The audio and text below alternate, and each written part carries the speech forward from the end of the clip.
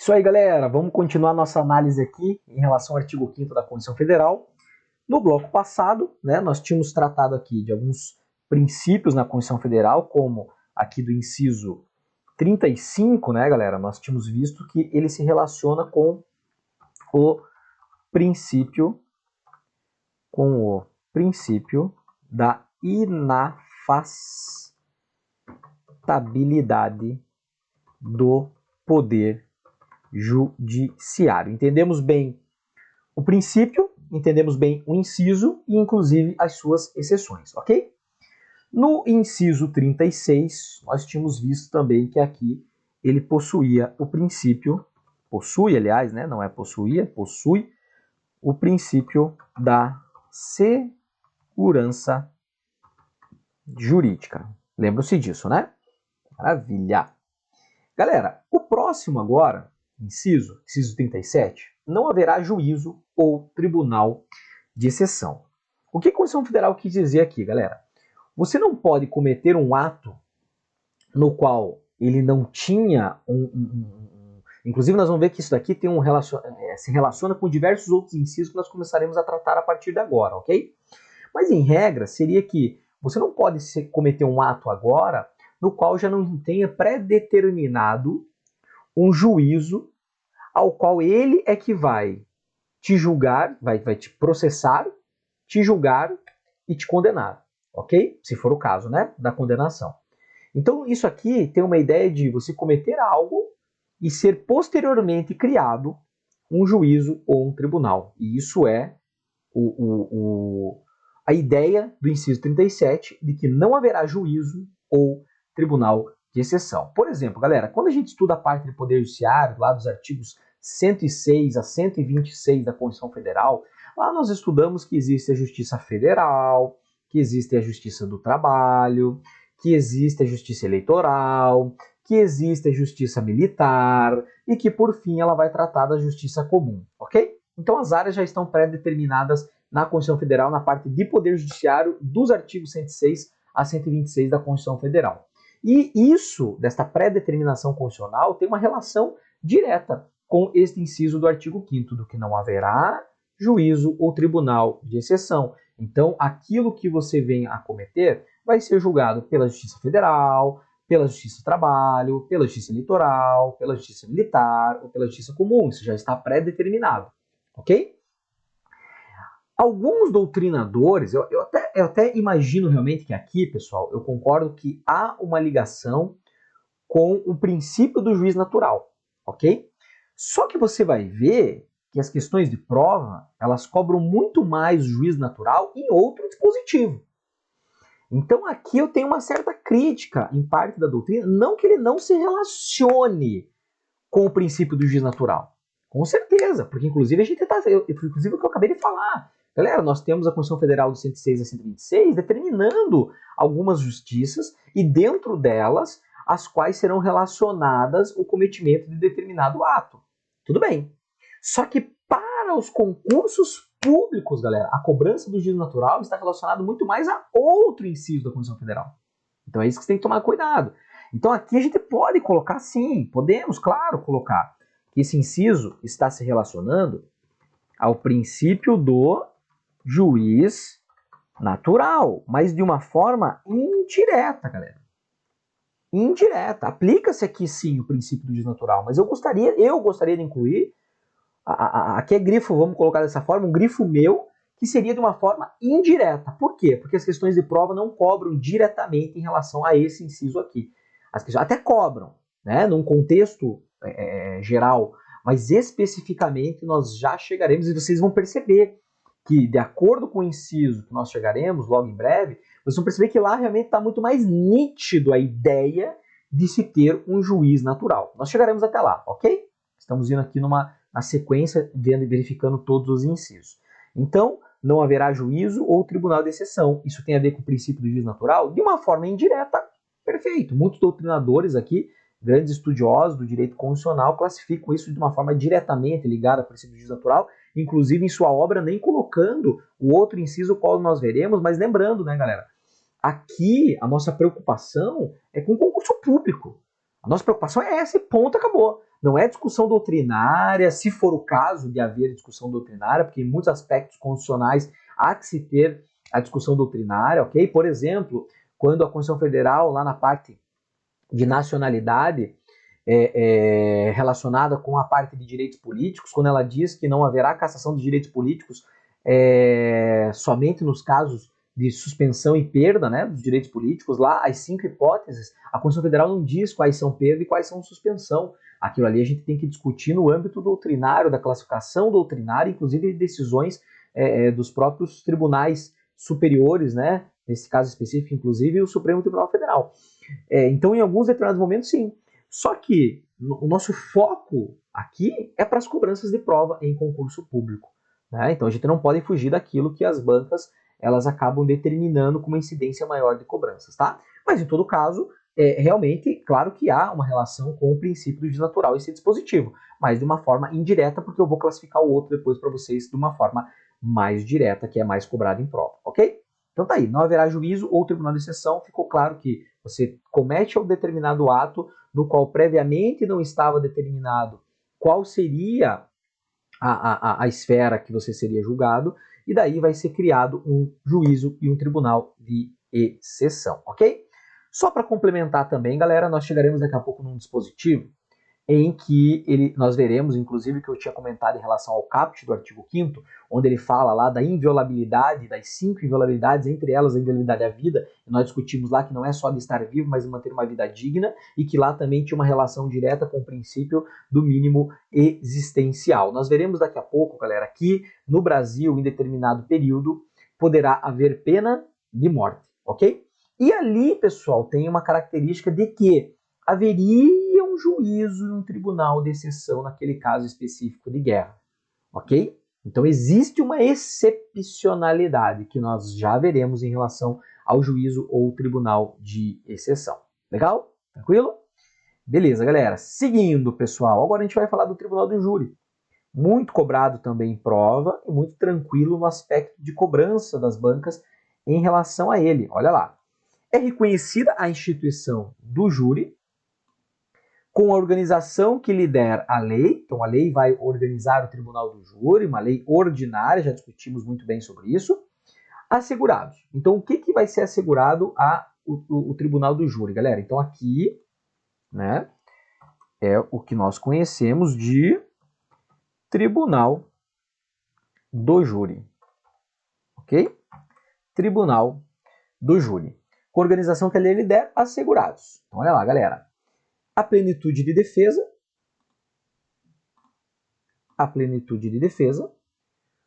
o sigilo das votações, a soberania dos vereditos e o mais importante para as questões de prova, galera, vou até trocar aqui.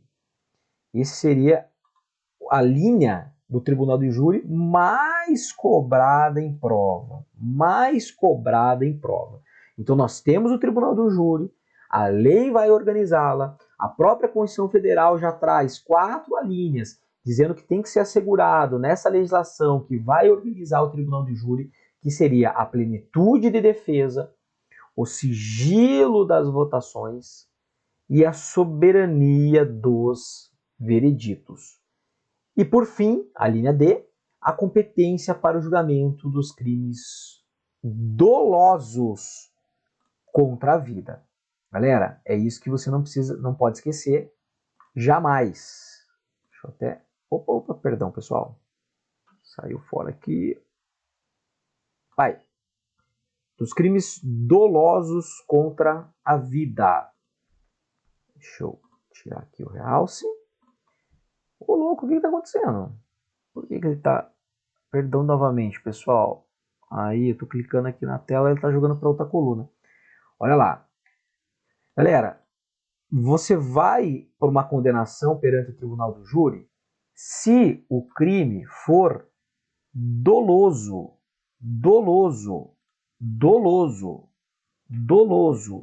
Galera, e é aqui que o examinador tenta te derrubar, ok?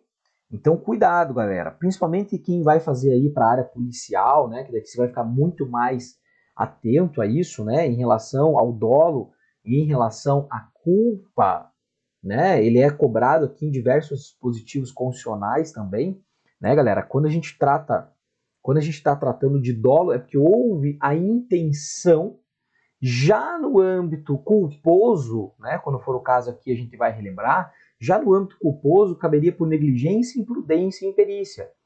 Então, no caso, para o tribunal do júri, o julgamento para o tribunal do júri, galera, seria no caso de crimes dolosos, nos crimes dolosos contra a vida. Tudo bem?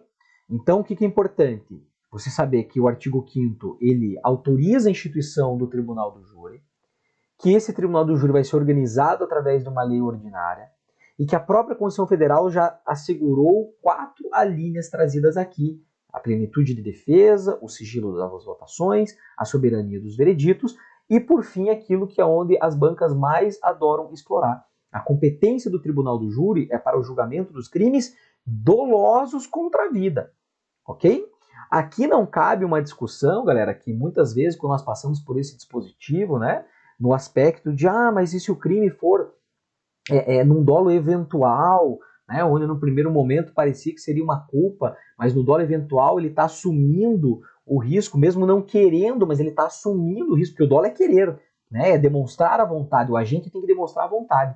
Aqui, galera, na Constituição Federal, quando a gente trata especificamente dentro do direito constitucional, ele não vai te cobrar essa diferença. Claro, você vai fazer uma prova lá de direito penal, de processo penal, de legislação penal, aí ele vai querer florear um pouquinho mais, mas é porque ele misturou o assunto com a legislação penal.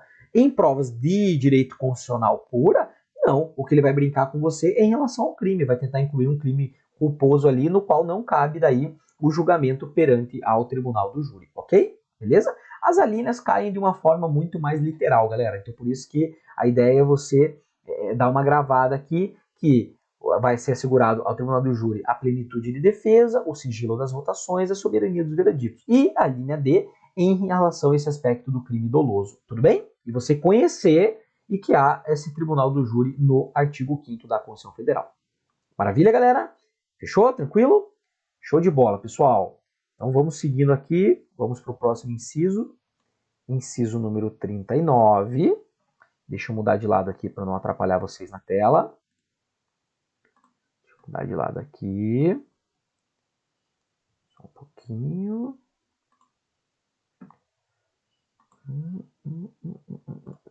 Opa! Aí! Aí, maravilha, galera. Então, seguindo. Inciso número 39, pessoal. Não há crime sem lei anterior que o defina, nem pena sem prévia cominação legal. Galera, aqui, inclusive, tem a ver com o princípio da legalidade, certo? Princípio da legalidade aplicado ao âmbito penal.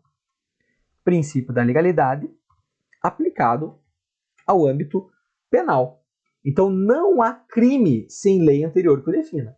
Então, você não pode cometer algum ato e, posteriormente, isso ser ingressado na legislação penal como crime e eles quererem te processar, julgar e te condenar por um ato que você fez anterior à entrada em vigor desse dispositivo, tratando agora daquele seu ato como um crime. E é isso que ele está trazendo. Não há crime sem lei anterior que o defina. Perceba, inclusive, galera, que aqui ele está nos trazendo duas informações no dispositivo. Não há crime sem lei anterior que o defina, é isso que eu disse a vocês. Então você pode cometer tudo aquilo, inclusive, por que tem relação com o princípio da legalidade? Nós, como particulares, podemos fazer tudo aquilo que a lei não proíba, incluindo aqui especificamente a legislação penal. Se a legislação penal não está determinando como crime, então não há problema o cometimento daquele ato. Agora, a partir do momento que esse ato for incluído perante a legislação penal, aí não, aí agora passou aquela sua conduta a se tornar crime perante a legislação. Mas é isso que a Constituição está dizendo, não há crime sem lei anterior que o defina. Ok? E a segunda parte, galera, nem pena sem prévia combinação legal. Agora não, agora é crime o ato ao qual você cometeu, é crime.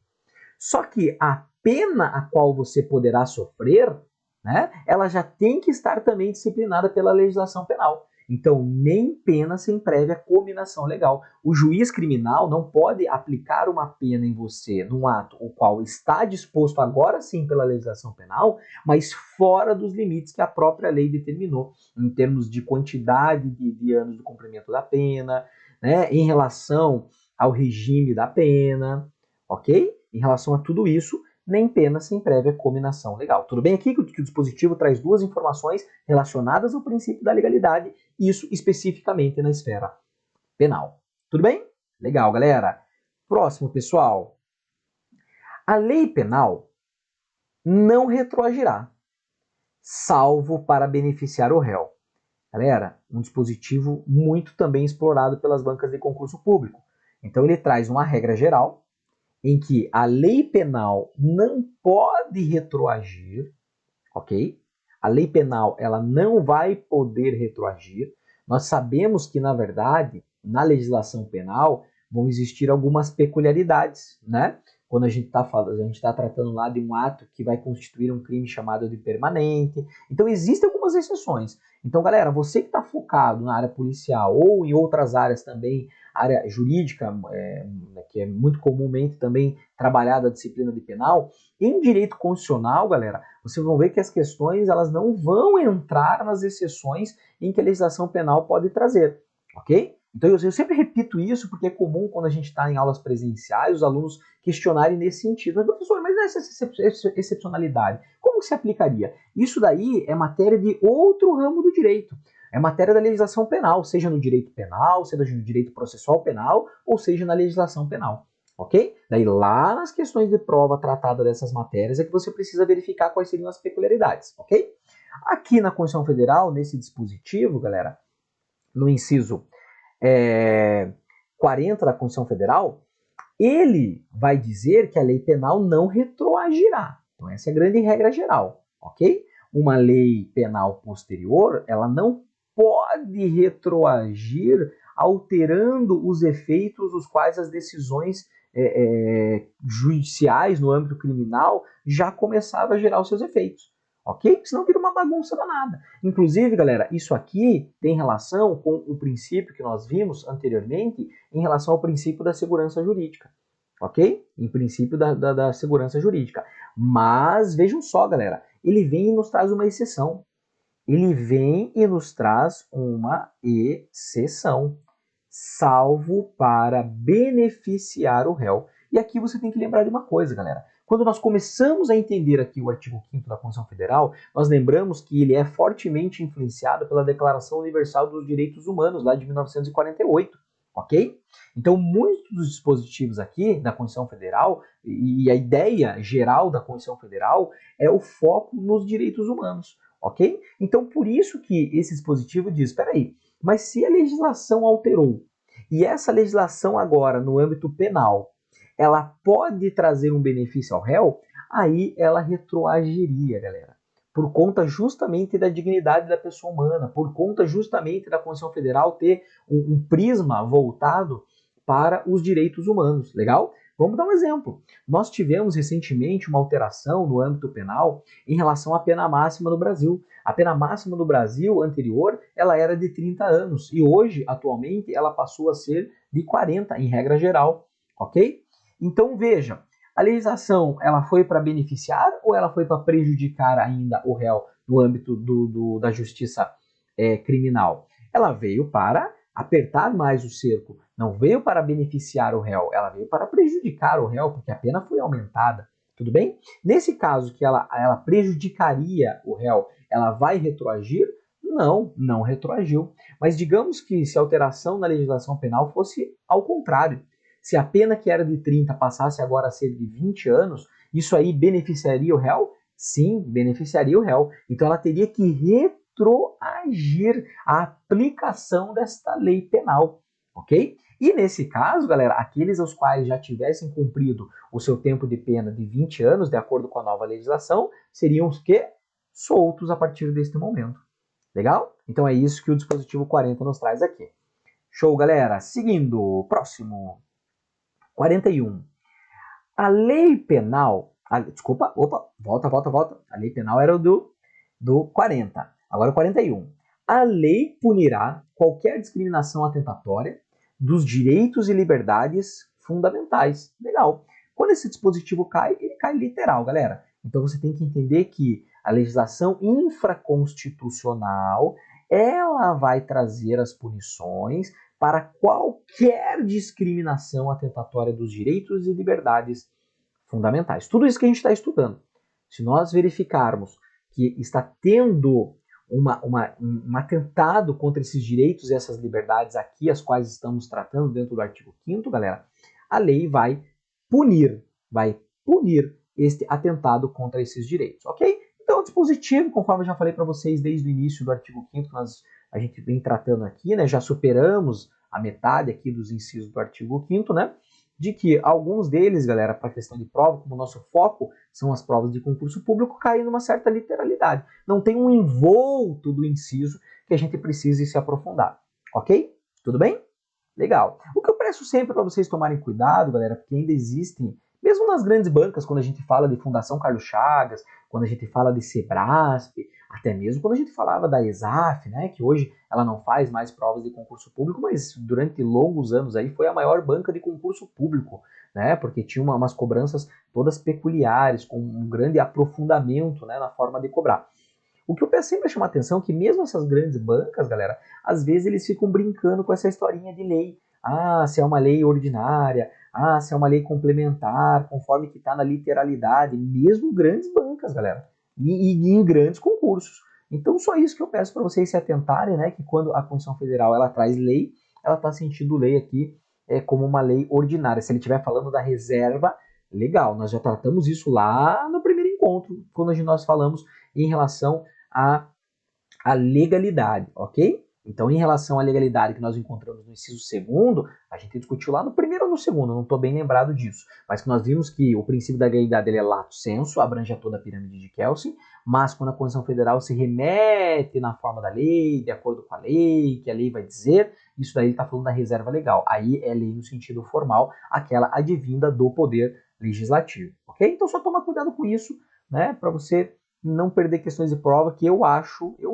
que o examinador tem tanta coisa boa para cobrar, é uma bobagem quando ele cobra isso daí, querendo uma literalidade em relação se é lei ordinária ou lei complementar. Uma bobagem, né? Mas infelizmente ainda é muito cobrado em prova. Legal? Show, galera. Seguindo, pessoal. Legal. Galera, olha só. Agora, a Constituição Federal vai tratar de 3 dispositivos, os quais eu gostaria que nós tratássemos juntos aqui. Tudo bem? Deixa eu só tentar colocá-los todos na tela, galera, para a gente poder visualizar. Acho que eu vou ter que reduzir o tamanho da fonte. Aguenta aí, galera, aguenta aí. Deixa eu dar uma reduzidinha nesses daqui, no tamanho da fonte. A gente vai conseguir visualizá-los todos. Acho que talvez só diminuir aqui já seja o suficiente. Vamos ver, vamos ver. Ah, perfeito, galera. Que perfeito, que perfeito. Olha lá. Pessoal, esses 3 dispositivos aqui, galera, eu gosto de tratá-los sempre de uma forma conjunta. Porque vocês vão ver que a Constituição Federal, ele separou em 3 dispositivos. Só que se você tem um único entendimento, galera, você resolve todas as questões de prova de concurso público que tratam dele. Ok? Então vamos lá dar uma olhada? Olha só, no 42, 43 e 44, galera. Olha o que ele vai dizer. Primeiro vamos dar uma sobrevoada sobre os dispositivos. A prática do racismo constitui crime inafiançável e imprescritível, sujeito à pena de reclusão nos termos da lei. A lei considerará crimes inafiançáveis e insuscetíveis de graça ou anistia a prática da tortura, o tráfico ilícito de entorpecentes e drogas afins, o terrorismo e os definidos como crimes hediondos. Por eles respondendo os mandantes, os executores e os que, podendo evitá-los, se omitirem. E, por fim, constitui crime inafiançável e imprescritível a ação de grupos armados, civis ou militares, contra a ordem constitucional e o Estado democrático. Galera, olha só. Perceberam a salada que está aqui? Porque, primeira coisa, vamos verificar quantos crimes a Constituição Federal nos traz. Então ele fala a prática do racismo, então racismo é um crime, que está aqui neste dispositivo. Depois no outro, galera, ele vai dizer em relação à tortura, em relação ao tráfico, em relação ao terrorismo e em relação aos hediondos. Mais 4, então 5. E no último dispositivo, ele vai dizer ação de grupos armados. Então, a ação de grupos armados. Ok? Então, o primeiro entendimento é esse. Compreenderam por que nós temos que ver de uma forma... aqui, a gente precisa estudar de uma forma conjunta os dispositivos? Ok? Então, racismo, tortura, tráfico, terrorismo, hediondos e ação de grupos armados. Show! Tesão. Aí, galera, outra informação importante, que na verdade ela deixa de ser importante a partir do momento que eu trago ela. Quando ele fala, galera, de ser inafiançável. Porque inafiançável, pessoal, você vai ver que ele falou do racismo, que ele falou da tortura, do tráfico, do terrorismo e do hediondos, e ele falou da ação de grupos armados. Ou seja, esquece inafiançável. Ué, como assim, Marcelo, esquece inafiançável? Porque inafiançável está em todos. Então não é o problema da prova o crime ser inafiançável. Por quê? Porque todos eles são inafiançáveis. Acabou. Ok? Simples assim. Agora, o que nós temos que nos atentar? Agora temos que nos atentar, galera, se eles são imprescritíveis, se eles são insuscetíveis de graça ou anistia, ou, de novo, conforme ele traz o de ação de grupos armados, também de forma imprescritível. É aí que está o pulo do gato. É aqui que o examinador vai tentar te passar uma rasteira nas questões de prova. Ok? Mas ainda, galera, antes da gente... A gente já vai fechar o raciocínio, incluindo todos eles, e daí a gente mata todos os 3 incisos em uma regrinha, acabou. Em uma regrinha, acabou. Ok? Vai ficar muito mais fácil. Mas ainda, galera, o que eu quero chamar a atenção que são motivos de cobrança de prova desses dispositivos? No racismo, galera, ele pergunta, nas questões de provas mais aprofundadas, se ele vai estar sujeito à reclusão ou à detenção. Então você tem que guardar que ele estará sujeito à reclusão. Ok? Estará sujeito à reclusão. Legal. Além disso, galera, o que mais também que o examinador gosta de cobrar aqui? Você tomar cuidado que quando ele fala da ação de grupos armados, seja eles civis ou militares. Tudo bem? Civis ou militares. Outra situação, galera, eu estou pontuando dentro de cada dispositivo aqui o que o examinador gosta de cobrar, além do que a gente já discutiu, e eu já vou colocar todo num contexto só que fica muito mais simples. Ok? Olha só. Em relação à tortura, tráfico, terrorismo e os hediondos, galera, essa parte final é importante. Por eles respondendo os mandantes, os executores e ainda, galera, quem se omitir. E essa omissão é no aspecto de você poder evitar. Então, por exemplo, vamos pegar ali a tortura. Então teve quem mandou torturar, o mandante. Teve quem executou, o torturador. E teve aquele que, podendo evitar, se omitiu. Então digamos que neste momento, que nem cena de filme, a qual você chega lá num depósito e você encontra alguém sendo torturado.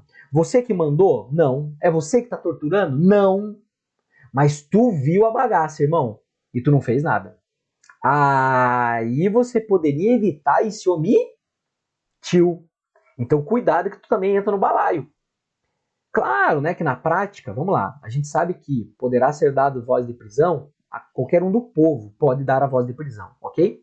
Só que vamos na prática, galera. Então, no mínimo, tu pegar ali para tu se eximir dessa culpa aqui, e tu dá uma ligadinha na polícia e falar, ó, rapaziada, o pessoal tá metendo saco aqui na cabeça do rapaz, ou tá dando choquinho nos peitinhos, ou tá afundando ele lá na caixa d'água, a cabeça dele na caixa d'água. Então, pelo menos isso você tem que fazer no âmbito prático, ok? Então, guarda aí que isso é importante, galera. Então, galera, eu suscitei para nós aqui aquilo que é motivo de cobrança de prova, ok? Mas vamos resumir essa bagaça toda aqui, pessoal? Vamos resumir? Inclusive,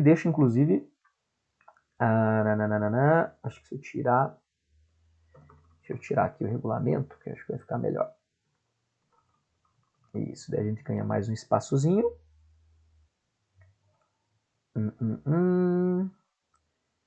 Deixa eu dar aquela reduzidinha um pouquinho maior. Daí a gente deixa tudo numa tela. Fica bem melhor. Isso. Isso. Maravilha. Galera, olha aqui.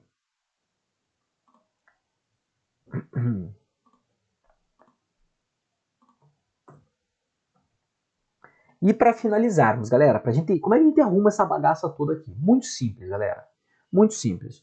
Nós temos os chamados 3TH. Por que 3T? Tortura, tráfico, terrorismo e o hediondo.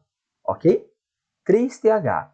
Galera, o 3TH, eles são insuscetíveis de graça ou anistia. Ok? Já o racismo com a ação de grupos armados, ou seja, a ração, eles são o que, galera? Imprescritíveis. Ok? Pronto, galera. Acabou. É isso que você precisa guardar. Porque a gente não falou, pessoal, que você não tem que se atentar ao fato de eles serem inafiançáveis? Por quê? Porque todos eles são, galera. Os 6 crimes aqui trazidos pela Constituição Federal, todos eles são inafiançáveis. Não esquece inafiançável. Agora, como que a gente vai guardar todos esses 3 incisos com todas essas informações aqui? 3TH, eles são insuscetíveis de graça ou anistia. Já o racismo com a ação de grupos armados, e juntando os dois a gente tem a ração, eles são imprescritíveis e acabou, galera. Pessoal, eu juro para vocês, tudo que está nesta tela agora, você responde todas as questões de prova que caírem sobre crimes dentro do direito constitucional. Esses 6 que estão aqui. Ok? Agora é só praticar. Agora é só treinar em relação às questões de provas aqui. Tudo bem, galera? Tranquilo? Fechou? De boa? Maravilha, pessoal. Então vamos fazer um intervalo. A gente retoma depois a partir desse dispositivo aqui. Legal? Partiu? Vamos descansar um pouquinho? Bem pouquinho, galera. Vamos só buscar um cafezinho, uma aguinha, ir ao banheiro rapidinho e a gente volta e dá continuidade a partir do próximo dispositivo constitucional. Forte abraço, galera. Até mais. Tchau, tchau.